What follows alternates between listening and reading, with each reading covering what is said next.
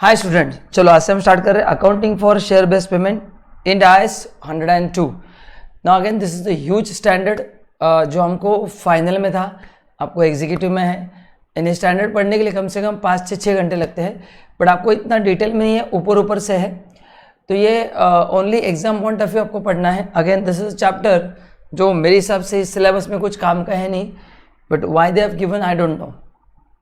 Now ये है क्या बेसिकली, अभी दिया है तो अपने को मेरे को पढ़ाना है, आपको पढ़ना है, बट ज़्यादा डिटेल में नहीं पढ़ाऊंगा, जितना रिक्वायर्ड MCQ के हिसाब से ही पढ़ाऊंगा। तो इस चैप्टर में ज़्यादा उम्मीद मत रखना। जैसे पहले अपन कुछ चैप्टर बहुत डिटेल में एक एक चीज़ का मैंने आपको लॉजिक बताया, बट यहाँ पे एकदम बेसिक दिया है, पूरा ऐसा डीप में कवर नहीं किया है। चलो अभी ये है क्या, जहाँ पे शेयर बेस्ड ट्रांजैक्शंस होते हैं ना, व्हाट इज शेयर बेस्ड, ये पहले आपको समझना पड़ेगा। शेयर बेस्ड का मतलब होता है, मैं आपको 2-3 एग्जाम्पल देता हूँ। फॉर एग्जाम्पल ईसॉप में अपन क्या करते हैं, एम्प्लॉय को शेयर्स इशू करते हैं, करेक्ट ना। तो वो उसका रिपोर्टिंग कैसे होना चाहिए, वो प्राइस जो आपने लिया है वो बराबर है कि नहीं, वो सब अपने को देखना पड़ता है। तो ये स्टैंडर्ड डील करता है कि वो प्राइस क्या होना चाहिए, ताकि फाइनेंशियल स्टेटमेंट का जो मेन पर्पज़ है कि it should show true and fair view, वो अफेक्ट ना हो। तो उसको बोलते हैं शेयर बेस्ड पेमेंट। या फिर हम पैसे लेके किसी को शेयर्स इशू करते हैं, तो उसमें वैल्यूएशन कैसे होना चाहिए। या कभी कभी ऐसा भी होता है इंडस्ट्री में, कंपनी एसेट लेती है बड़े बड़े और उसके अगेंस्ट उनको शेयर्स इशू करती है। मतलब shares can be issued for cash, sometime it is issued against some asset. जैसे मेरे को बड़ा मशीन लेना है 500 करोड़ का, मेरे पास मशीन पैसा नहीं अभी, but I can issue him shares of 500 crore. तो वो, या फिर एम्प्लॉय को दिया था ईसॉप। तो इन सब केस में जो वैल्यूएशन हो रहा है वो बराबर हो रहा है कि नहीं, ये चेक करने के लिए ये लाया गया है, जिसका नाम है accounting for share based payment. तो वहाँ पे ये स्टैंडर्ड काम में आता है कि वहाँ पे वैल्यूएशन कैसे होना चाहिए, क्या क्या डिस्क्लोजर रिक्वायरमेंट्स है, उसके लिए है वो। Objective, the object of the standard to specify financial reporting by entity when it undertakes share based payment transaction, वही है। In particulars, it require entity to reflect in profit or loss and financial position the effect of share based transaction। अभी effect का मतलब क्या क्या होगा, number of shares आपके बढ़ेंगे। अगर मैं ईसॉप दे रहा हूँ तो फिर वो कौन से प्राइस पे इशू हुआ है, करेक्ट ना, क्या प्राइस फिक्स हुआ था, कौन से प्राइस पे इशू हुआ है, तो वो फेयर वैल्यू। तो यहाँ पे बोला कि वो फेयर वैल्यू पे होना चाहिए। तो वो जो अपने फेयर वैल्यू एसर्टेन किया है, जो प्रिस्क्राइब मेथड उसके हिसाब से किया है कि नहीं किया है। हाँ, तो मेन चीज़ ही आपको फेयर वैल्यू पे इशू करना है। तो फेयर वैल्यू कैसे निकालते वो दिया है, वो बराबर बेसिस पे आपने निकाला है कि नहीं, ये आपने को देखना है। Including expenses associated with the transaction in which shares options are granted to employ, ESOP. Now what is share based transaction, देखो बहुत सिंपल है। Is a transaction in which the entity receive good service from the supplier of those good service in SBP agreement. जो मैंने आपको कहा था ना अभी, कि कभी कभी ऐसा होता है कि मेरे को बहुत बड़ा मशीन लेना है बट नहीं उतना पैसा, तो क्या कर सकते हैं। तो जब उतना पैसा मेरे पास नहीं है तो हम क्या करते हैं, सामने वाले को शेयर्स इशू करते हैं। तो फिर वो कैसे इशू किया है, कितने प्राइस पे इशू किया है, और रेट कैसे फिक्स किया है, क्योंकि मैंने मशीन 500 करोड़ का लिया है, तो उसमें कितने शेयर्स इशू करने चाहिए depends on the fair market value. तो फेयर मार्केट वैल्यू कैसे एसर्टेन किया है, वो सब आपको डिस्क्लोजर देने पड़ते हैं।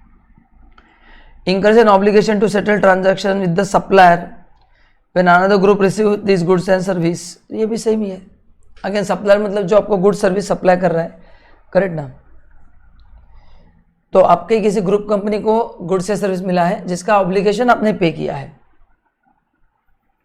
मतलब होल्डिंग सब्सिडी होता है ना, कि सब्सिडी कंपनी ने कुछ गुड सर्विस रिसीव किया लेकिन ऑब्लिगेशन आपने पूरा किया है, तो सब्सिडी का लायबिलिटी अपन ने पे किया है, तो वो भी हो सकता है। SBP arrangement is an arrangement between the entity with another party that entitle other party to receive, obviously, correct. तो शेयर्स किसको मिलेंगे, अनदर पार्टी को मिलेंगे। सो अनदर पार्टी कौन हो सकता है, वो ग्रुप एंटिटी भी हो सकता है, या फिर any other shareholder of group entity. Cash or assets of entity for the amount that are based on the price of equity instrument on other, हाँ मतलब वही है। देखो, cash or other assets of entity for the amount that are based on the price of equity instrument, मतलब जो मैंने कहा था कि या तो आपको शेयर इशू करके पैसा मिलेगा या तो एसेट मिलेगा। तो ये कौन से वैल्यू पे किया है, तो ये वैल्यू अपने को सही तरह से एसेटेन करना है और उसका डिस्क्लोजर देना है। Equity instrument of entity another group entity provided specifying the vesting condition if any met. Vesting condition मतलब जब ESOP में हम आपको ऑप्शन देते हैं ना, करेक्ट ना, तो ये आप कब उसको यूज कर सकते हैं, वो वेस्टिंग का मतलब बता दो, आगे आएगा। और ये मैंने आपको इनकम टैक्स में पढ़ा है कि कंपनी आपको ऑफर देती है कि इन 4 साल में आप कभी भी शेयर्स ले सकते हैं, करेक्ट ना, तो वो है, उसको बोलते हैं डेट ऑफ वेस्ट। मतलब डेट ऑफ वेस्टिंग का मतलब जिस दिन आपको अधिकार दिए गए कि 15 तारीख को गवर्नमेंट ने कंपनी ने अनाउंस किया कि हम आपको ESOP देने जा रहे हैं, तो वो गया डेट ऑफ वेस्टिंग। एंड फिर होता है डेट ऑफ ग्रांट, मतलब उस पीरियड में आप वो ऑप्शन को एक्सरसाइज कर सकते हो।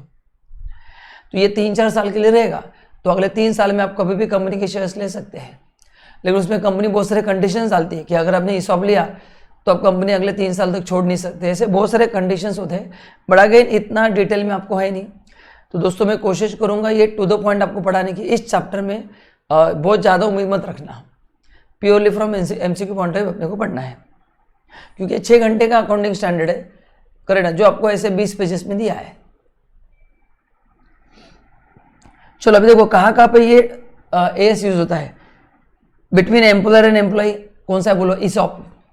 Share application, share appreciation right SAR that entitle employee to cash payment calculated by reference to increase in the market price of entity share, and share ownership plan where the employee receive an entity share in exchange of their service। मतलब ये ESOP था कि मैंने कोई patent copyright company के साथ share किया है, उसके बदले, है ना, उसके बदले कंपनी मेरे को क्या दे रही है, शेयर्स दे रही है। एंड दूसरा क्या है, मेरे पास कंपनी के शेयर्स है, सुनो, उसका वैल्यू बहुत ज़्यादा बढ़ गया है, तो वो जो इंक्रीज वैल्यू है ना, देखो शेयर एप्रिसिएशन राइट, ये मैं कंपनी को ट्रांसफर करता हूँ, हाँ ये भी ट्रांसफरेबल है, तो उसके आगे जो एप्रिसिएशन होगा वो कंपनी को फायदा होगा, मेरे को नहीं होगा। तो ये राइट मैंने ट्रांसफर किया है, उसके अगेंस्ट भी मेरे को शेयर्स मिलेंगे, तो वही है। मतलब मैंने 50 में शेयर लिया था, अभी 150 हुआ है, तो 100 रुपये से प्राइस बढ़ा है ना, तो ये राइट मैं कंपनी को बेचता हूँ, तो इसके अगेंस्ट भी मेरे को शेयर्स मिलेंगे, तब भी ये इंड IS यूज होगा। या फिर सेकंड, जब मैंने सर्विस दी है, जैसे ESOP में होता है ना, एम्प्लॉय को दिया जाता है एंड उसके अगेंस्ट मेरे को शेयर्स मिलते हैं, ये दोनों केस में यूज होता है। ये IMP है, ये एग्जाम में आता है। ये ACR का लॉन्ग फॉर्म पूछा जाएगा, share appreciation rights. Now SBP arrangement with between employer and which are not, मतलब विद आउटसाइड पार्टी, जो मैंने कहा था ना, मशीन एन एक्सटर्नल कंसल्टेंट में provide service in return for shares. Yes, जैसे मैं कंपनी का कंसल्टेंट हूँ, मैंने कंपनी को सर्विस दिया है, उन्होंने मेरे को कैश के बजाय शेयर्स दिए हैं। सप्लायर, जो मैंने कहा था मशीन का, कि उसने गुड्स सप्लाई किया और हमने उसको, प्राइस बहुत मशीन का ज़्यादा था, तो हमारे लिए पॉसिबल नहीं था कि इतना सारा पैसा कैश में दे वो। और शेयर में ग्रांट टू एन एम्प्लॉय, ये इस करेक्ट ना, शेयर में grant share to an employ, हाँ मतलब ऐसा भी हो सकता है कि एम्प्लॉय को शेयर होल्डर ने दिए, एम्प्लॉयर ने नहीं दिए, करेक्ट ना, तो ये होता है एक्सटर्नल पार्टीज। तो इसमें 2 है, तो ये अपन एग्जांपल एक डायग्राम बनाते इंपॉर्टेंट है। हेडिंग लिखो SBP अरेंजमेंट्स।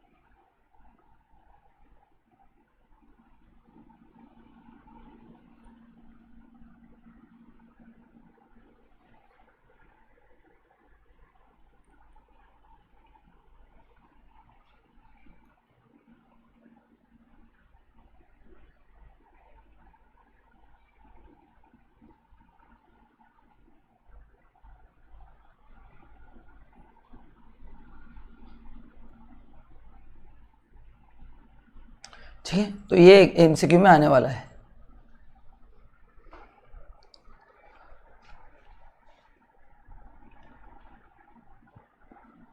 ये एमसीक्यू में आपको आने वाला है।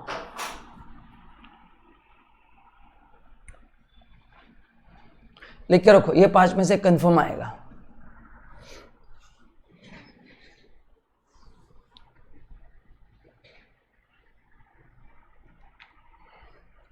ठीक है, तो इसका रिपोर्टिंग कैसे करना है, फिनेंशियल में इसका मेन सबसे बड़ा मुद्दा क्या है, इसका आपने जो वैल्यूएशन किया ना, फेयर मार्केट वैल्यू, वो वैल्यूएशन बराबर हुआ है कि नहीं हुआ है, ताकि अपने फिनेंशियल स्टेटमेंट मिसलीडिंग ना लगे। बस उसके लिए क्या क्या रिक्वायरमेंट्स होती है, बाकी कुछ भी नहीं है। बहुत ही पावरफुल स्टैंडर्ड है, but not at this level, not expected in your syllabus. मतलब मैं तो इसके अगेंस्ट हूँ। This is not that easy for executive student to understand. फिर हमको क्या ऊपर ऊपर से पढ़ाना पड़ता है। ये दोनों मतलब corporate and management accounting and strategic financial management, ये दोनों ऐसे टच एंड गो लेवल पे दिया, बहुत सरफेस लेवल पे दिया, इन डेप्थ कुछ भी नहीं दिया है। मतलब अगर आप हमारा सिलेबस कंपेयर करेंगे ना, तो वही सब्जेक्ट हमको बहुत डीप में दे, बहुत ज़्यादा डीप में, बहुत एक्सट्रीम, यहाँ पे एकदम सरफेस लेवल पे है। तो आप ये दो, आपको लॉ सब्जेक्ट पे आप ज़्यादा फोकस करो। इन दोनों का आपको आगे क्या यूज होगा, भगवान मालिक है। मोस्टली कंपनी सेक्रेटरी प्रैक्टिस ही करते हैं, उनको कुछ भी काम करनी होगा, दिया इसलिए अपने को पढ़ना है, बट हर एक चीज़ अपने लिए इंपॉर्टेंट नहीं होती है। तो आप लॉ के सब्जेक्ट पे ज़्यादा फोकस करना, मतलब पहले लॉ के सब्जेक्ट, फिर टैक्सेशन, एंड उसके बाद सबसे आखिरी में 2 सब्जेक्ट। ये मैं आपको प्रायोरिटी दे रहा हूँ कि profession point of view, career point of view क्या है।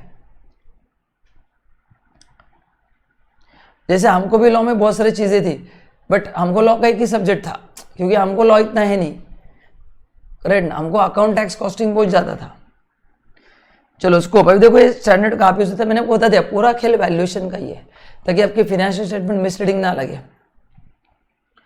An entity shall apply this standard in accounting for all share-based payment transaction, whether or not the entity can identify specifically some or all of the goods received, including, देखो भाई क्या है, all share based payment, जहां पे आप share के basis पे payment दे रहे हो। शेयर बेस्ड मतलब दोनों आते हैं, शेयर्स अगर आप कैश पे इशू करो तो भी आते हैं,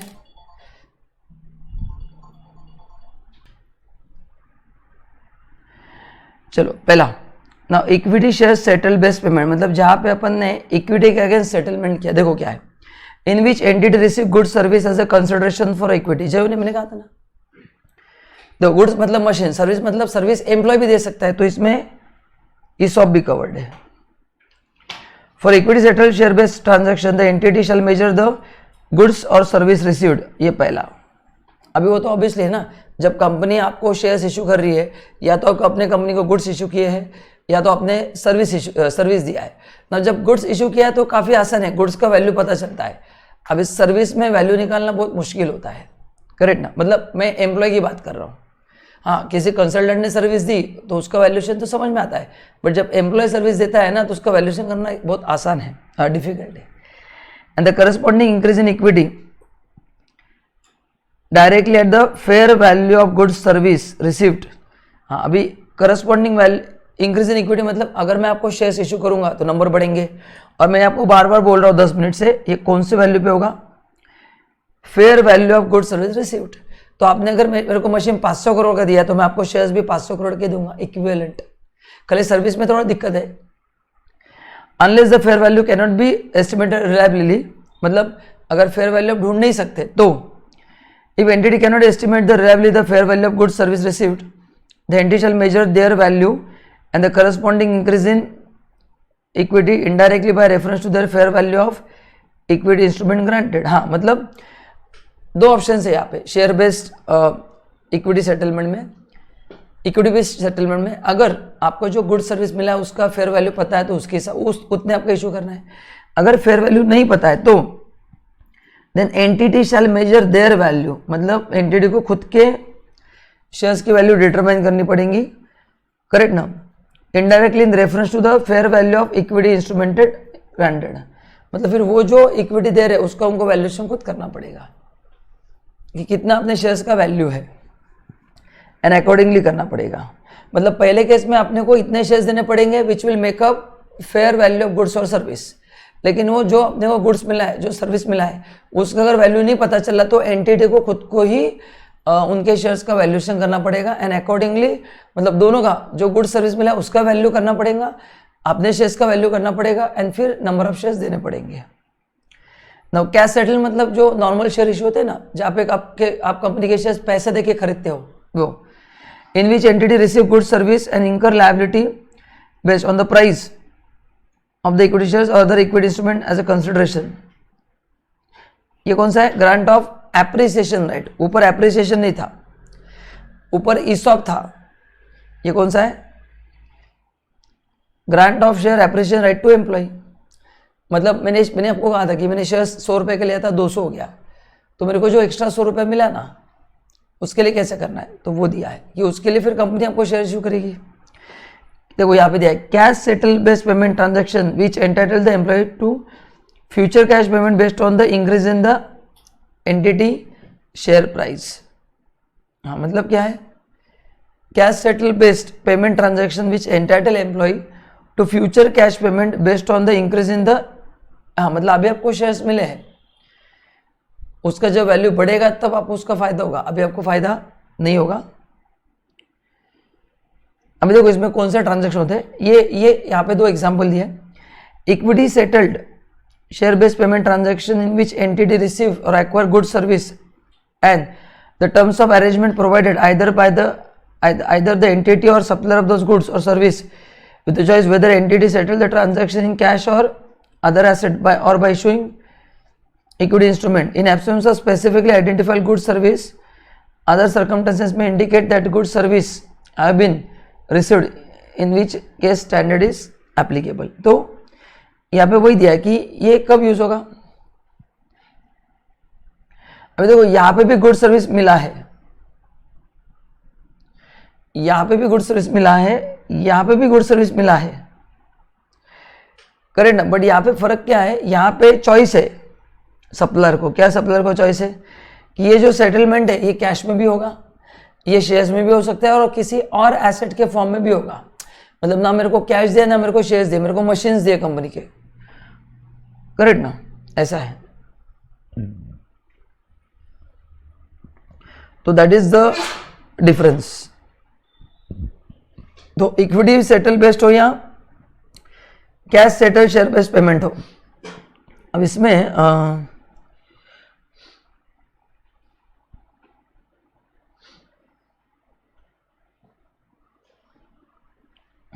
और यहाँ पे कंपनी आपको फ्यूचर में पैसा देगी। इसका मतलब ऐसा भी हो सकता है कि जैसे फॉर एग्जाम्पल आपके पास है शेयर, अपन ने 1 मिनट है इसमें ना, 1 सेकंड है।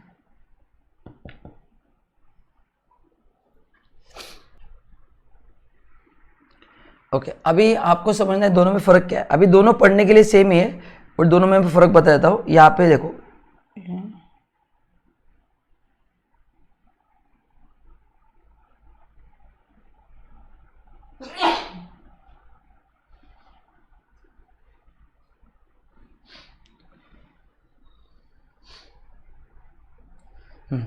अभी दोनों पढ़ने के लिए सेम ही है, दोनों में लेकिन फर्क है।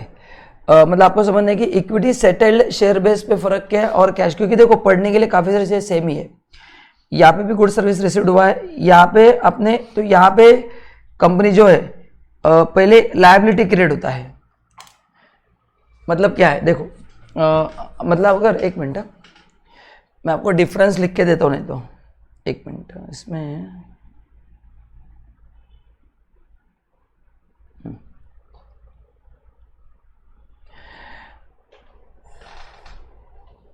यहाँ पे इक्विटी बेस में अपन पहले लायबिलिटी क्रिएट करते हैं। आपने किसी से गुड्स लिए, आपने लायबिलिटी क्रिएट किया है एंड फिर उसके अगेंस्ट फिर आप क्या करते हैं, शेयर। देखो करेक्ट ना, अपन लायबिलिटी क्रिएट करते हैं क्योंकि मैं किसी से गुड सर्विस ले रहा हूँ, मैं लायबिलिटी क्रिएट कर रहा हूँ, फिर उनको पेमेंट दे रहा हूँ। यहाँ पे कंपनी खुद एक्वायर्ड करती है बाय इशूइंग शेयर्स। दोनों ट्रांजेक्शन एक ही है, बट पहले कंपनी को शेयर्स गुड्स मिले हैं एंड फिर उसके बदले कंपनी के पास ऑप्शन है, करेक्ट ना। तो यहाँ पे कंपनी क्या करे, देखो रिसीव्ड और एक्वायर गुड्स, और यहाँ पे जब गुड्स एक्वायर्ड किए तभी कंपनी ने एग्रीमेंट किया है कि हम आपको पेमेंट करेंगे कैश में या शेयर्स के रेट में। तो ये कंपनी ने किया है, ट्रांजैक्शन है। और वहाँ पे अपने को पहले गुड्स मिले, फिर बाद में कंपनी ने क्या किया है, शेयर्स वगैरह इशू किए। बट यहाँ पे पहले कंपनी ने डिसाइड किया था कि हम ये गुड्स परचेस करेंगे और उसके लिए जो पेमेंट करना है हम वो किसके फॉर्म में करेंगे, शेयर्स के फॉर्म में करेंगे। तो मैं आपको एक डिफरेंस लिख के देता हूँ, आप जरा लिख कर रखना प्लीज। लिखो, आप लिखो डिफरेंस, लिखो डिफरेंस बिटवीन, एक नोट लिखना है, छोटा सा नोट है, equity settled share based payment and cash settled share based payment. लिखो डिफरेंस बिटवीन, क्योंकि पढ़ने के लिए काफी सेम है, आपको एग्जाम में क्लैरिटी आना चाहिए तो ही आगे जाके मतलब है। Difference between equity settled share based method and cash settled share based method.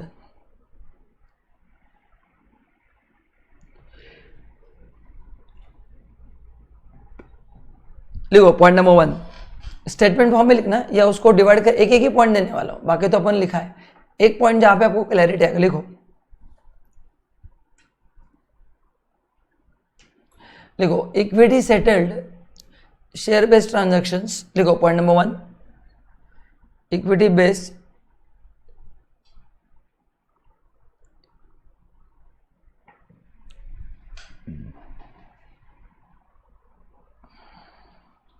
Payment transaction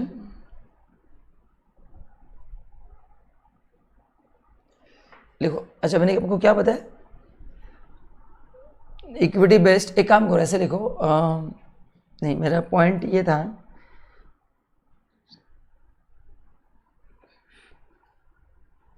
थोड़ा मैं इसको रीअरेंज करता हूं,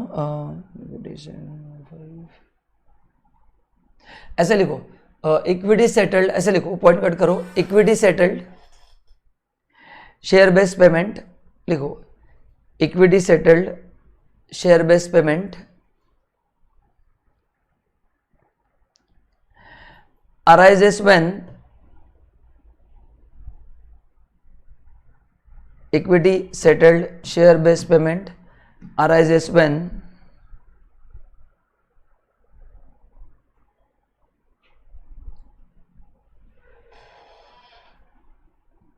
an entity receives goods or service, an entity receives goods and service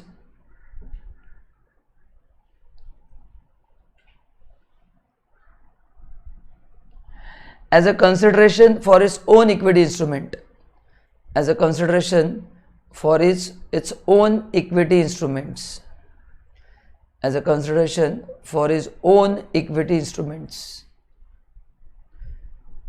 ये आपको पता ही है, आपने इसका अकाउंटिंग भी किया रहेगा। सेकंड लिखो, सेकंड मतलब उसमें पहला पॉइंट कैश के लिए,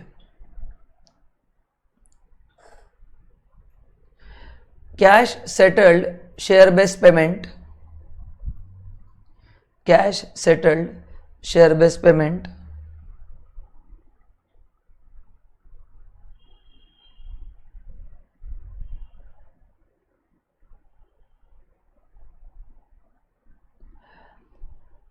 transaction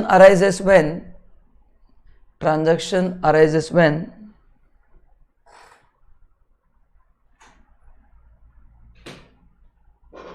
when company acquire goods or service, when company acquires goods or service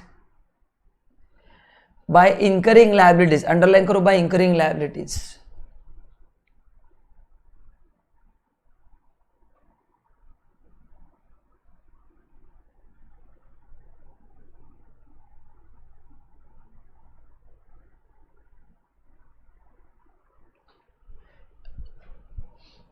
for the amount based on value of their shares।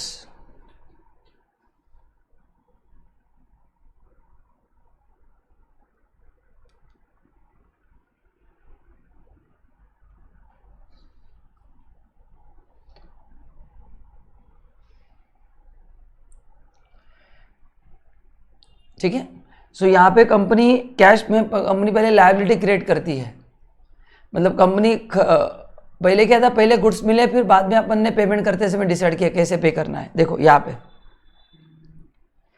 Correct ना, तो ये दिखने के लिए सेम ही ट्रांजैक्शन, खाली वर्ड है लायबिलिटी, दोनों में आपको गुड सर्विस रिसीव हुआ है, बट यहाँ पे एक्वायर्ड मैंने वर्ड यूज किया है, वहां पे रिसीव्ड है।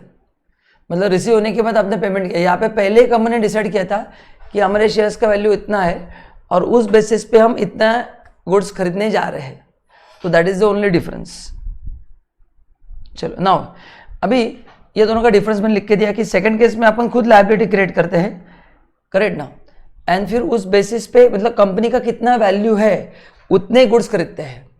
पहले केस में गुड्स सर्विस आते हैं, फिर उतने अपन शेयर्स इशू करते हैं, उतने वहां पे गुड्स के हिसाब से वैल्यूएशन होता है, यहाँ पे शेयर्स के हिसाब से अपन लायबिलिटी क्रिएट करते हैं। That is the simple difference कि पहले जो मेथड है इक्विटी बेस्ड, वहां पे जितने गुड्स है उसके हिसाब से अपने को शेयर इशू करने पड़ते हैं, क्योंकि अगर मैंने 5 करोड़ के गुड्स खरीदे उतने शेयर्स देने पड़ेंगे। सेकंड जो है कैश सिस्टम, यहाँ पे मैं मेरे शेयर्स का वैल्यू पहले डिसाइड करता हूँ कितना है एंड उतना ही लायबिलिटी क्रिएट करता हूँ, उतने ही गुड्स खरीदता हूँ। I hope now this is very clear to everyone. अभी मेन क्वेश्चन है कि फेयर वैल्यू कैसे डिसाइड करना है, बस पूरा एंड आईएएस इसी कॉन्सेप्ट के ऊपर है, ये फेयर वैल्यू कैसे डिसाइड करना है ताकि फाइनेंशियल स्टेटमेंट मिसलीडिंग ना हो। For the transaction measured by reference to the fair value of the equity instrument granted, an entity shall measure the fair value of equity instrument granted the measurement date based on the market price available, taking into account terms and condition upon which equity instruments were granted। तो सबसे पहला condition है आप market price, fair market value. ये तो market value are not available, हाँ मतलब for example कोई प्राइवेट कंपनी है उनके शेयर्स कहाँ पे ट्रेड होते हैं, पब्लिक कंपनीज के होते हैं listed. The entity shall estimate the fair value of equity instrument granted using the valuation technique, जो अपन ने पढ़ा था intrinsic value method. Valuation of shares के अपन ने पिछले 1-2 चैप्टर में काफी सारे मेथड्स पढ़े, नेट एसेट मेथड, वो मेथड यूज करो।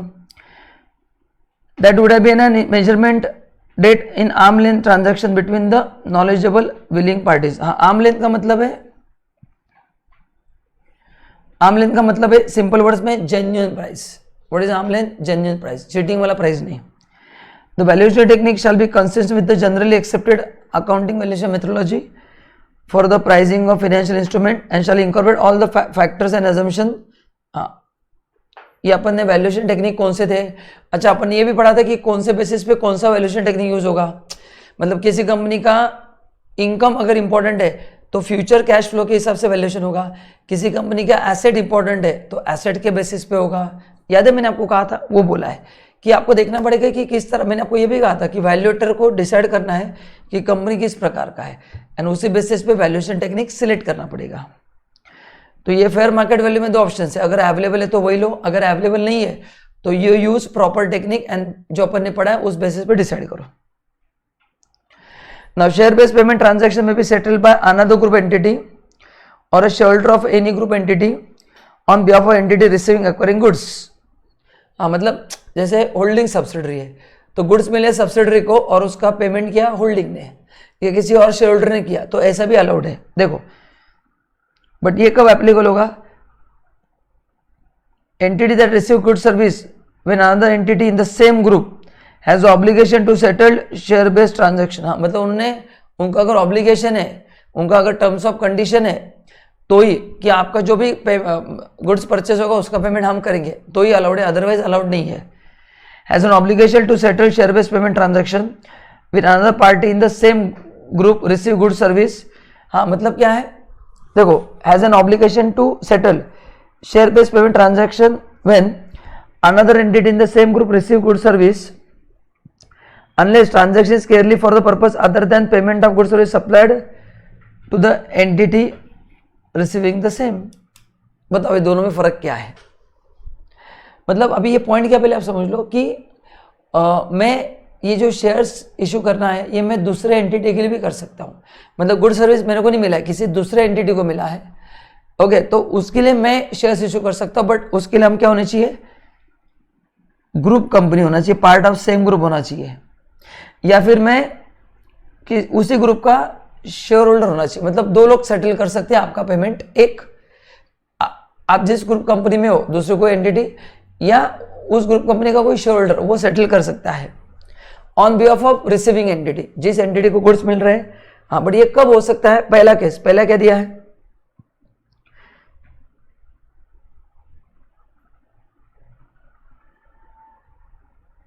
उनको गुड्स मिले when another entity in same group has obligation to settle share based payment transaction. हाँ मतलब मेरे को किसी को शेयर्स इशू करना ही है, करेक्ट ना, तो उस बंदे ने आपको गुड्स इशू किए हैं, उस बंदे ने आपको गुड्स इशू किए, देखो क्या दिया, that entity that receive goods service when another entity in same group or shareholder in that group has obligation to settle share based payment transaction. तो मेरे को किसी को पैसा देना ही था और आपको गुड्स चाहिए, तो उनको मैं शेयर्स इशू कर दूंगा और आपको उसके गुड्स मिल जाएंगे। तो वैसा है कि मेरे पास ऑब्लिगेशन था, मेरे को किसी को पैसा देना ही है, मेरे को उसको शेयर्स देना ही है, तो आप गुड्स रिसीव करो, मैं उसको पेमेंट दे दूंगा, ऐसा। तो ये एक बार पढ़ के छोड़ देना ना। अभी ये इंपॉर्टेंट है कि ये डेट, ये ईसॉप के लिए grant date, date of vesting power, ये मैंने आपको डायरेक्ट टैक्स में पढ़ा था, सैलरी में, बस बेसिक लेवल पे था। The grant is the date at which entity and another party agree a share based payment arrangement, ESOP. What is share based payment? ESOP being when the entity and the counterparty have a shared understanding of terms and conditions of the arrangement. At the grant date, the entity confers on the counterparty the right to cash or the other assets or equity instrument of the entity provided the specific vesting condition। जो मैंने कहा था, क्या wasting condition होगा कि हम तुमको ESOP दे रहे बट तुमको 3 साल कंपनी हमारे साथ रहना पड़ेगा, तुम उसके पहले कंपनी छोड़ नहीं सकते, ऐसे बहुत सारे कंडीशंस होते हैं।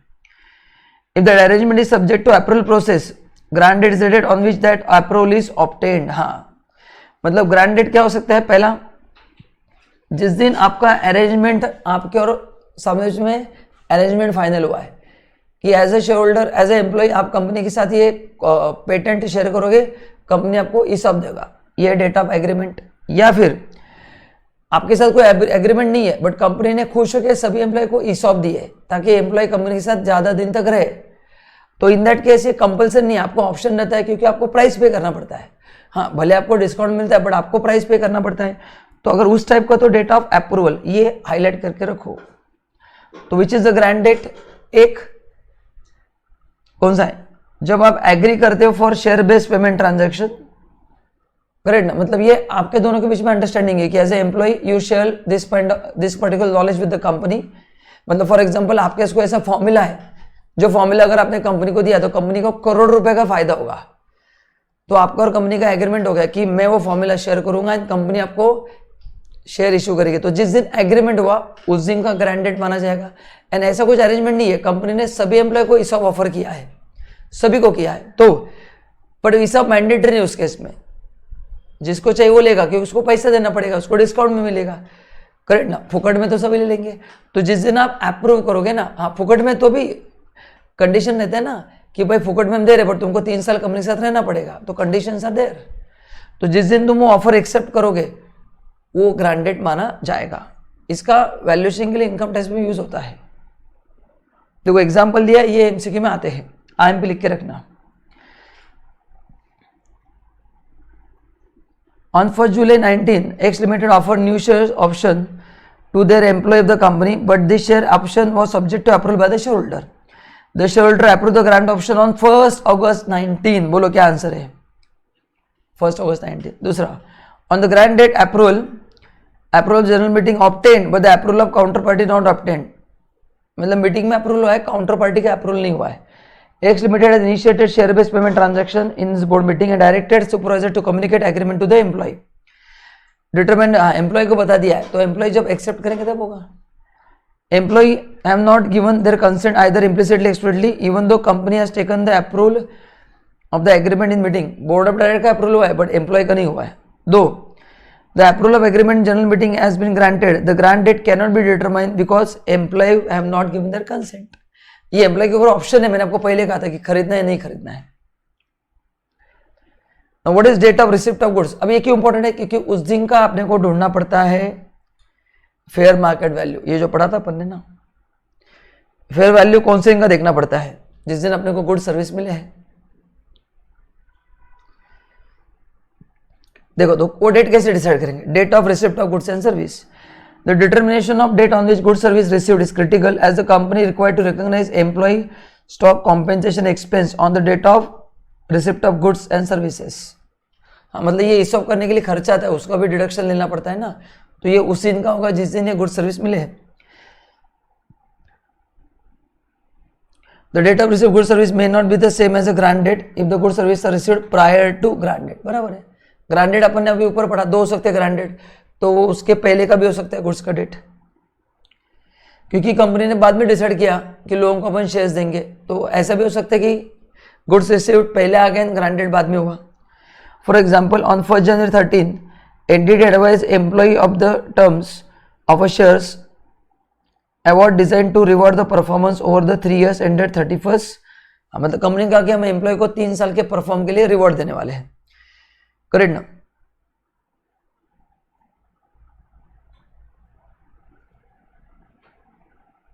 हाँ, मतलब 2013, 14, 15 में आपका परफॉर्मेंस देखा जाएगा, बेस्ड ऑन दैट आपको शेयर्स दिए जाएंगे। The award is subject to board approval which is given on 1 March 13। In this case the grant date is 1 March 13। However, हाँ, क्योंकि 1 January को कंपनी ने खाली अनाउंस किया है, बट बोर्ड ऑफ डायरेक्टर का अप्रूवल कब हुआ? 1 March 2013 को। However the cost of award should be recognised over the period of 3 years beginning 1 January 13 since the employee would have effectively been rendering service from that date। हाँ, price 1 जनवरी से देखा जाएगा, क्योंकि जैसे कंपनी एम्प्लॉय को बताएगी, company उसके सबसे और जोरों में काम करेगा, क्योंकि उसका 3 साल का परफॉर्मेंस के बेसिस पे कंपनी उसको शेयर्स इशू करने वाली है। तो एम्प्लॉय का काम 1 तारीख से स्टार्ट होगा, 1 जनवरी से, बट वो जो अप्रूवल डेट है, तो ग्रांड डेट कौन सा माना जाएगा? ग्रांड डेट 1 मार्च ही होगा। आपने एम्प्लॉय को कम्युनिकेट 1 तारीख को किया, बट एग्रीमेंट नहीं हुआ है ना। एग्रीमेंट कब हुआ है? एग्रीमेंट मतलब जब बोर्ड अप्रूव करेगा तब।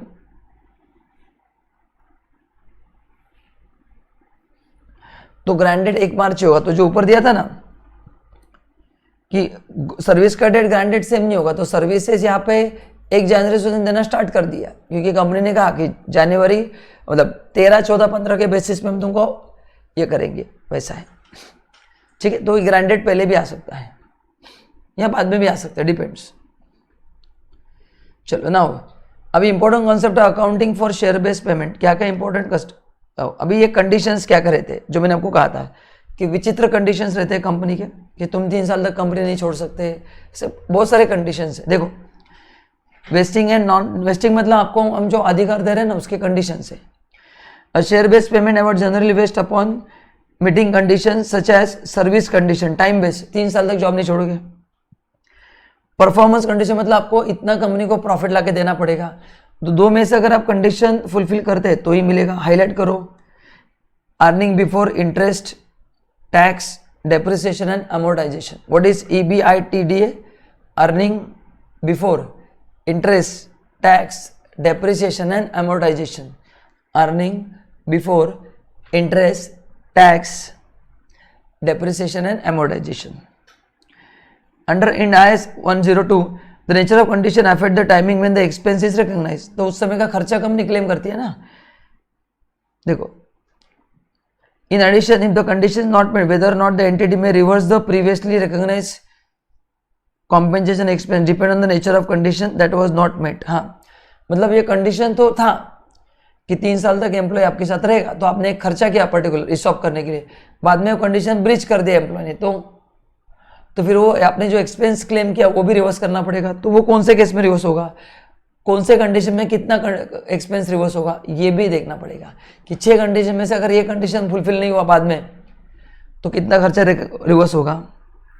तो ये बहुत, तो कंडीशन को अपने को क्लासीफाई करना पड़ता है एंड उसके हिसाब से खर्चों को रिवर्स करना पड़ता है। तो ये देखो, ये कंडीशंस क्या, देखो पहला classification of condition of receive share based payment. Does the condition determine whether entity receive the service that entitled the counter party to share based payment. अगर यस है या नो है, अगर नो है तो फिर मतलब, अगर नो का मतलब क्या, कंपनी आपको शेयर्स दे ही नहीं रहे, तो ये पढ़ने की जरूरत नहीं है। नो वेस्टिंग कंडीशन, करेक्ट ना? मतलब जो बंदा सर्विस दे रहा है, करेक्ट ना, एंटिटी को जो सर्विस मिला है उसके बदले शेयर्स इशू किए जा रहे हैं क्या? नहीं। अगर इशू नहीं किए जा रहे तो फिर या पढ़ने की जरूरत नहीं। अगर है तो 2 option, is condition specified period of service, yes,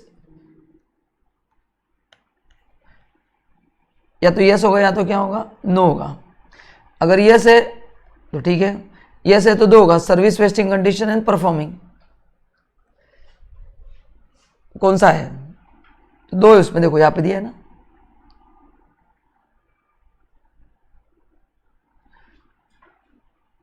ये डायग्राम में थोड़ा गड़बड़ हुआ है शायद।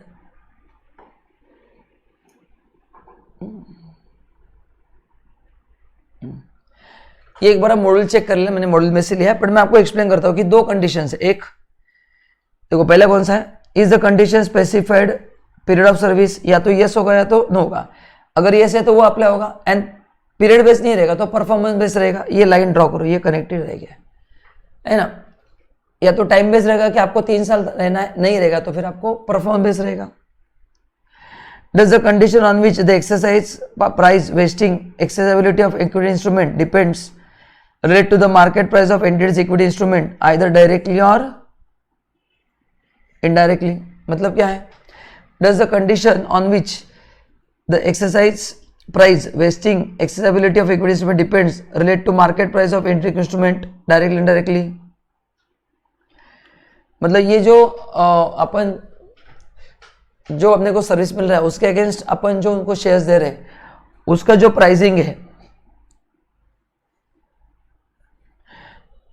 वो मार्केट बेस्ड प्राइस के ऊपर डिपेंड है क्या? करेक्ट। देखो, does the condition on which the exercise price, हाँ मतलब ये जो प्राइस फिक्स होगा ये मार्केट प्राइस के बेसिस पे है क्या? करेक्ट ना।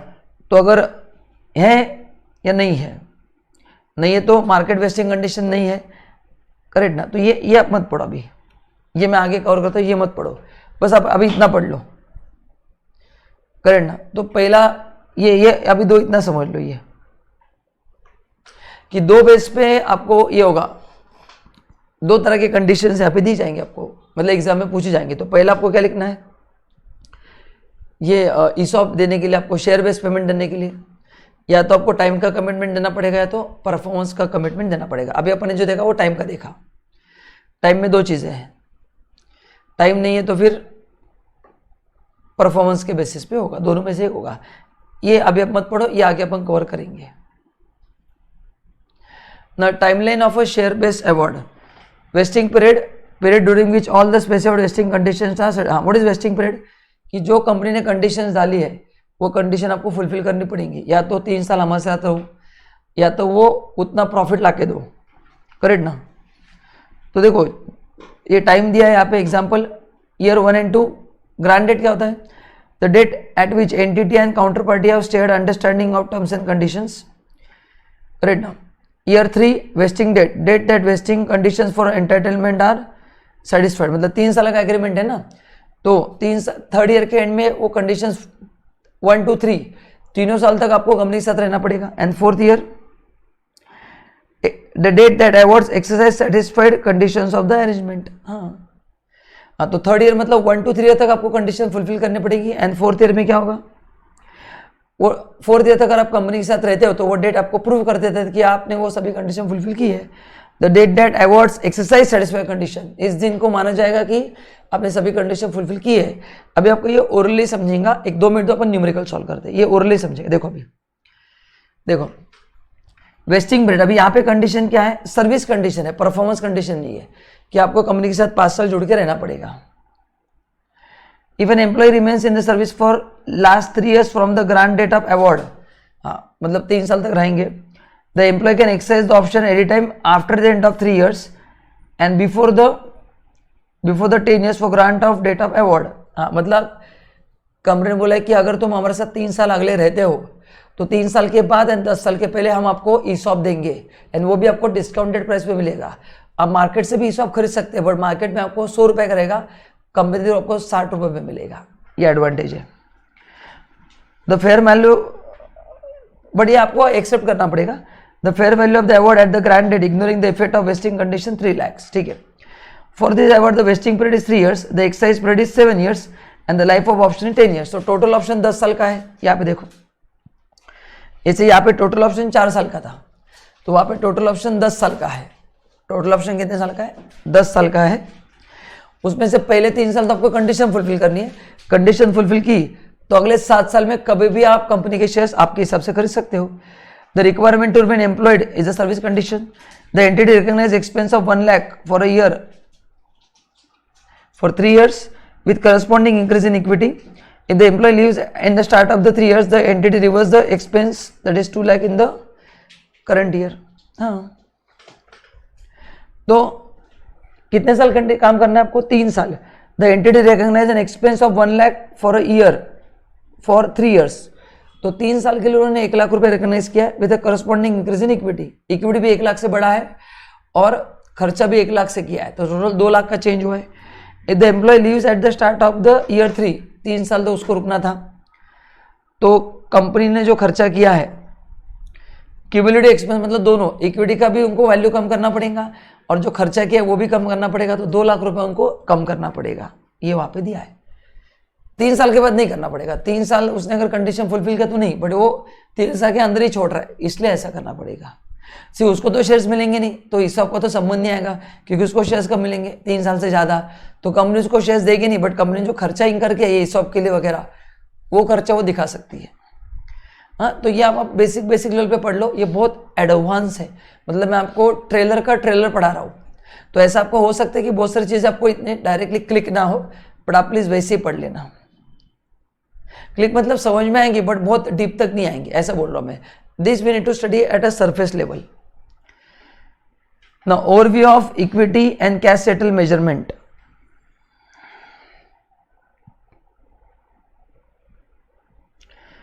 ओवरव्यू ऑफ इक्विटी, अब ये बहुत इंपॉर्टेंट है। काउंटर पार्टी मतलब जिसको अपन ने शेयर्स दिए, मेजरमेंट का बेस क्या होगा, कौन से डेट से होगा, कौन से दिन अपन रिकॉग्नाइज करेंगे, and subsequent measurement base and date. देखो बताता हूं। पहला, इक्विटी सेटल अवार्ड मतलब ईसॉप है, तो ईसॉप किसको देंगे अपन? अगर एम्प्लॉय को दिया तो फेयर वैल्यू ऑफ इक्विटी। मैंने आपको कहा था ईसॉप में फेयर वैल्यू देखा जाता है। फेयर वैल्यू कैसे निकालना अपन ने ऑलरेडी पढ़ लिया। देन तो ये मेजर कब हो? Grand date. ग्रांड डेट क्या होता है वो भी मैंने आपको बता दिया। रिकॉग्नाइज कब करेंगे? जिस दिन आपको गुड्स और सर्विस मिलेंगे उस दिन अपन क्या करेंगे? उसको रिकॉग्नाइज करेंगे, क्योंकि जब भी गुड्स सर्विस मिलता है तभी अपन उनको देते हैं, करेक्ट ना। एंड सब्सिक्वेंट मेजरमेंट करने की जरूरत नहीं, क्योंकि एक ही बार अपन ने उनको दे दिया है। सेम नॉन एम्प्लॉय तो भी सब कुछ सेम ही है, कुछ फर्क नहीं है। खाली यहाँ पे ग्रांड डेट रहता है, यहाँ पे एम्प्लॉय नहीं रहेगा, तो द डेट ऑफ गुड्स और सर्विस रिसिव्ड है ना। तो एम्प्लॉय के लिए दोनों केस में, मतलब जहां पे इक्विटी सेटल ट्रांजैक्शंस होंगे, इक्विटी आप एम्प्लॉय को दो या नॉन एम्प्लॉय को दो, फेयर मार्केट वैल्यू ढूंढना पड़ेगा कौन से दिन का। ये एग्जाम में आने वाला है। तो अगर शेयर होल्डर है तो ग्रांड डेट के अपन ने ऊपर पढ़ा है। And other than share holder है तो जिस दिन आपको गुड सर्विस रिसीव्ड हुए, ये एमसीक्यू, बाकी तो सब सेम ही है, तो ये एमसीक्यू में आने वाला है। एंड कैश सेटल अवार्ड है तो सेम, कुछ फर्क नहीं है। अभी कैश सेटल में फर्क क्या है? कंपनी खुद के शेयर्स के वैल्यू के बेसिस पे ही गुड्स खरीदती है, तो यहाँ पे लायबिलिटी क्रिएट करती है। तो यहाँ पे फेयर मार्केट वैल्यू जिस दिन वो लायबिलिटी क्रिएट करती है उस दिन का लेना है, बाकी तो ये सेम ही है। तो यहाँ पे ये लर्न करना है। तो जो मैंने येलो कलर से हाईलाइट किया है ये आपको एमसीक्यू में कंफर्म आने वाला है। आप सब लोग उसको हाईलाइट करके रखना, बहुत ही इंपॉर्टेंट है।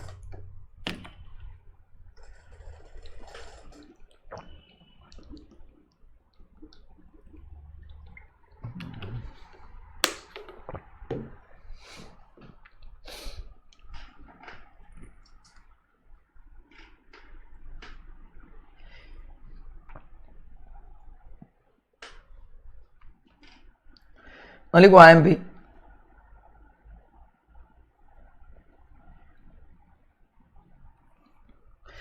Recognition principle, timing. गुड्स के लिए when received and service obtain. क्यों ऑब्टेन?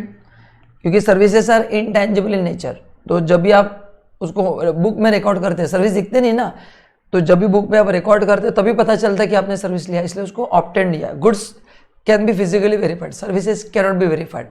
तो जब भी एज अ कंपनी मेरे को सर्विस मिला है तो जिस दिन मैं बुक में रिकॉर्ड करूंगा ना वो ही माना जाएगा डेट ऑफ ऑब्टेन, अदरवाइज या इनवॉइस का डेट वो। नाउ रिकग्निशन क्या होगा? डेबिट एक्सपेंस उसके है, वो ईसॉप के जो खर्चे है, या आपने कुछ एसेट परचेस किया है उसको डेबिट करेंगे। एंड क्रेडिट किसको होगा? या तो कैश बेस्ड ट्रांजैक्शन है तो लायबिलिटी क्रिएट होगा, एंड अगर कैश बेस्ड नहीं है, आपने एम्प्लॉय को दिया है तो एम्प्लॉय को दिया तो वो थोड़ी लायबिलिटी होगा, फिर वहां पे इक्विटी से रेशियो होंगे। तो जब एम्प्लॉय के देंगे तो लायबिलिटी क्रिएट नहीं होगा, अपने नंबर ऑफ शेयर्स बढ़ेंगे, बस उतना ही होगा। लेकिन मैंने मशीन लायबिलिटी क्रिएट किया है, मैंने गुड्स परचेस करके लायबिलिटी क्रिएट किया है तो लायबिलिटी बढ़ेगा, करेक्ट ना। तो ये ऐसे होगा एंट्री।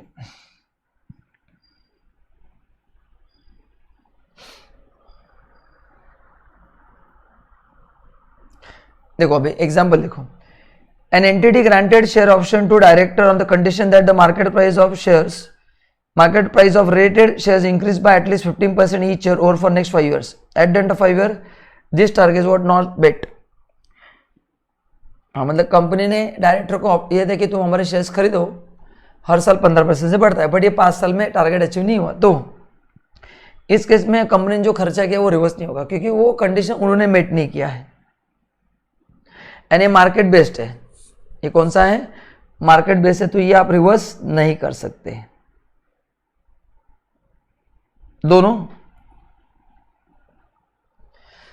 करेक्ट ना, ये मार्केट बेस्ड कंडीशन है। टाइम बेस्ड जो था, सर्विस बेस्ड, वो रिवर्स हो सकता है। ये परफॉर्म बेस्ड है ना, परफॉर्मेंस तो ऊपर नीचे हो सकता है, तो इसको कंपनी को रिवर्स नहीं करना है। लेकिन जो एम्प्लॉय का था ना टाइम बेस्ड, उसको रिवर्स करना है, बस आपको ध्यान में रखना ही है। Next,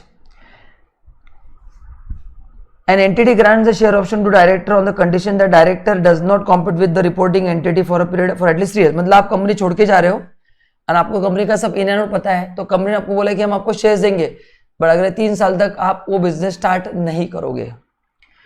the fair value of award at the date of grant including the effect of non compete clause 1.5 lakh, तो 1.5 लाख के आपको शेयर्स दिया, आपने उसको एग्री किया है, लेकिन the non compete clause is the non vesting condition. हाँ, because the entity does not receive, हाँ यहाँ पे आपको कुछ गुड्स या सर्विस रिसीव नहीं हो रहे, तो उसको नॉन वेस्टिंग बोलते हैं। वेस्टिंग का मतलब क्या है, जहां पे मेरे को कुछ फायदा हो रहा है, यहाँ पे मैं डायरेक्टर को पैसा क्यों दे रहा हूँ, so that he should not start his own business, मतलब सिमिलर। तो इसलिए on the granted the entity immediately recognise cost of 1,50,000 as a director is not providing any future service, the entity can not reverse the expense recognise even if director goes to work for the competitor, क्योंकि non vesting है। तो non wasting अगर है तो reverse नहीं होगा, correct ना, ध्यान में रखना है। मतलब मार्केट कंडीशन अगर है एंड नॉन वेस्टिंग है तो आप खर्चा रिवर्स नहीं कर सकते, मतलब रिवर्स करने की जरूरत नहीं है।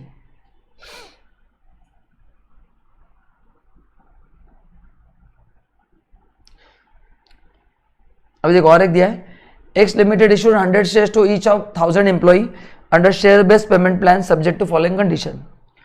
The employee have to serve company for 3 years, ये पहला है। EBIT company should be 85 lakhs in 3 years, share price company should be 275 in 2 years, ये कंडीशंस है। मतलब इस कंडीशन पे उन्होंने एम्प्लॉय को शेयर्स दिए है कि हम 3 साल तक आपको यहाँ पे रहना है, कंपनी का EBITDA 3 साल में 85 लाख होना चाहिए एंड शेयर प्राइस 275 होना चाहिए, and employee has to serve for additional 5 months after 3 years and but will have no impact on the vesting rates at the end of 3rd year। हाँ, और उसके बाद आपको 5 महीने और कंपनी में काम करना है ना। देखो various kind of condition this case are, क्या क्या कंडीशन, पहला कंडीशन सर्विस का आपको 3 साल कंपनी में रहना है, करेक्ट ना। This condition will be consider in the calculation of expected number of shares which will satisfy the condition attach, ठीक है। EBIDIT is the non market condition, hence this will be also consider calculation of number of shares which will, हाँ मतलब ये जो है non market जो best condition है उसको हम कंसिडर करेंगे। अब इसमें एक मिनट, हाँ, share price is one of the market based condition, hence it will be considered in the calculation of fair value of equity instrument for initial recognition and additional 5 months does not have any impact on the eligibility to share based payment, this is non vesting condition and it will be considering calculation of fair value. तो जहां जहां पे non vesting condition है या non market condition है, देखो कहाँ पे है,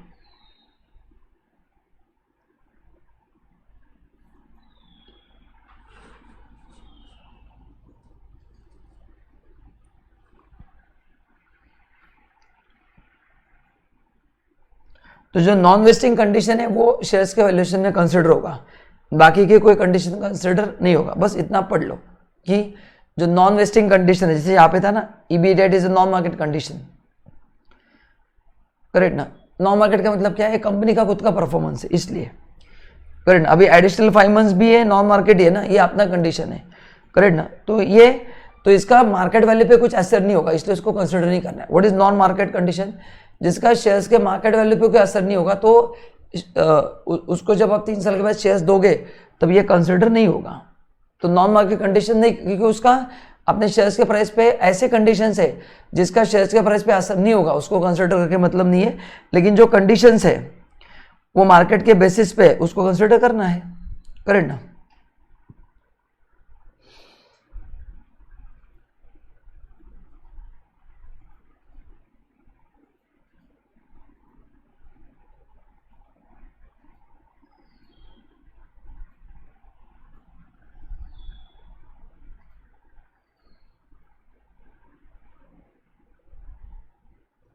अभी देखो उन्होंने एक एग्जांपल दिया है फॉर कैश सेटल अवार्ड। अभी बिफोर दैट एक मिनट मैं आपको एक बार बता देता हूं। आपने जो पहला एग्जांपल किया, करेक्ट ना, उसमें क्या था, ये मार्केट बेस्ड ही था। मार्केट बेस्ड अगर है आपका, मार्केट बेस्ड का मतलब क्या है कि कंपनी का परफॉर्मेंस हर साल 15 साल से बढ़ेगा, कंपनी ये टारगेट अचीव नहीं कर पाई तो कंपनी ने जो खर्चे किए हैं, करेक्ट ना, करंट ईयर या प्रीवियस ईयर उन्होंने जो खर्चे किए उसको आप रिवर्स नहीं कर सकते, करेक्ट ना, क्योंकि वो मार्केट बेस्ड है। तो इतना ध्यान में रखना कि मार्केट बेस्ड कंडीशन अगर है एंड अगर वो टारगेट अचीव नहीं किया कंपनी ने तो वो कंडीशन रिवर्स, वो खर्चे रिवर्स नहीं होंगे, क्योंकि खर्चे रिकॉर्ड के तो प्रॉफिट कम होता है ना, तो खर्चे रिवर्स के तो प्रॉफिट अगर बढ़ जाएगा। ये पहला पॉइंट आप ध्यान रखना। दूसरा जो एग्जाम्पल है कि नॉन वेस्टिंग कंडीशंस, ठीक है ना, तो इवन नॉन वेस्टिंग कंडीशन में भी आप आपका खर्चा रिवर्स नहीं कर सकते। मतलब डायरेक्टर को अपने प्रॉमिस लिया था कि तू आगे जाके किसी के साथ काम नहीं करेगा for particular period with the competitor, उसने काम करना चालू कर दिया तो भी नहीं होगा। तो ये है, तो क्या ध्यान में रखना आपको, जो नॉन वेस्टिंग कंडीशन है, कौन से नॉन वेस्टिंग कंडीशन है या मार्केट बेस्ड कंडीशन अगर है दिया ना यहाँ पे, तो आप उसको रिवर्स नहीं कर सकते हैं। ओके, तो कौन से बताओ, non vesting condition and market based condition लिख के रखो। Non vesting condition and market based condition, यहां पे रिवर्सल नहीं होगा, यहां पे रिवर्सल नहीं होगा, ठीक है। ये 2 पॉइंट ध्यान रखना, non vesting condition and market based condition. अगर वो प्रॉमिस फुलफिल नहीं होता है एम्प्लॉय के थ्रू या कंपनी ने जो दिया है तो फिर वो जो खर्चा किया वो रिवर्स नहीं होगा। बस इतना ध्यान में रखो, मोर देन इनफ, ठीक है। चलो, तो अपन यहाँ पे भी इतना ही करते हैं, बाकी की चीज़ें अपन अगले लेक्चर में पढ़ेंगे। अगले लेक्चर में चैप्टर खत्म हो जाएगा, तो इसको ज़्यादा डिटेल में मत पढ़ना, मैं आपको एकदम ऊपर ऊपर से सरफेस लेवल पे पढ़ा रहा हूँ, क्योंकि ये बहुत बहुत बहुत बड़ा 6 घंटे पढ़ाते हैं एक्चुअली प्रोविजन कंप्लीट करने के लिए, बट आपको जो दिया बहुत बेसिक दिया, बहुत सारी चीज़ें इसमें मिसिंग है, तो मेरे लिए भी पढ़ाना बहुत बड़ा चैलेंज है। आप चाहे तो एक बार यूट्यूब पे सर्च कर लेना, you will get videos of so many faculties, but again 3, 4, 6 घंटे के ऊपर वीडियोज है, और आप प्लीज़ देखना मत, ये बहुत हाई लेवल का अकाउंटिंग स्टैंडर्ड है। ये हमको फाइनल में था और फाइनल में भी बच्चों को कन्फ्यूजन होता है, तो अगर आपका कन्फ्यूजन होता है तो आप इसमें गलत कुछ भी नहीं है। तो बस ये 2 मार्क के लिए आएगा, एमसीक्यू के हिसाब से पढ़ लो, ये आपको लाइफ में आगे कहीं पे भी यूज़ नहीं होने वाला है, मैं आपको लिख के देता हूँ। तो बस इस चैप्टर में मेरे को ऐसे 2-3 चैप्टर आएंगे इस पूरे 22-23 चैप्टर में कि जहाँ पे बोलूँगा भाई ये रट्टा मार के पढ़ना है, बाकी पूरे 20 चैप्टर विद लॉजिक में आपको पढ़ाऊंगा, है कि चीज़ का आपको जस्टिफिकेशन मिलेगा। बस 1-2 चैप्टर है ना, वो मेरे लिए थोड़ा चैलेंज है आपको पढ़ाना, considering the level and the contents given. See मैं तो पूरा पढ़ा दूंगा इसमें और एडवांस क्वेश्चन दे दूंगा, बट कुछ यूज़ नहीं, उसमें बहुत सारे जनरेटर्स आते हैं, बहुत सारे इश्यूज है, तो 5-6 घंटे लगते हैं पढ़ाने के लिए। मैंने खुद फाइनल में 6 घंटा पढ़ा है, एंड उसके बाद भी कन्फ्यूजन होता था, अभी वो प्रैक्टिस करके अभी आता है, but for you it's a really tough task. तो उसमें से जो मैंने आपको की पॉइंट्स बताया ना, उसको हाईलाइट करो, रट्टा मार के लर्न करो एंड खत्म करो, ठीक है। चलो, so thank you so much, मिलते हैं अपन अगले लेक्चर में।